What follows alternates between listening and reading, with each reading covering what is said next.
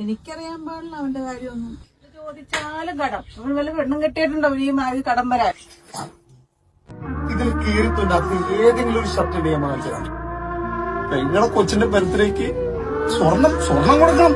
സ്വർണം കൊടുത്തിട്ട് കുറച്ചില അമ്മ കൊടുക്ക്.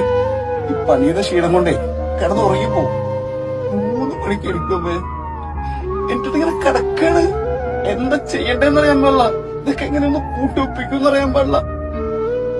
എന്നൊന്ന് ചിരിച്ചു വന്നായിരുന്നു. ഒന്ന് മിണ്ടിയിട്ടുണ്ടായിരിക്കും. ഞാൻ ഓക്കെ ആണോന്ന് വെച്ചാൽ എനിക്കതിൽ പ്രശ്നമുണ്ടോന്ന് വെച്ചാൽ പേടിയാവണം. ഈ ജീവിക്കാൻ പേടിയാണോ?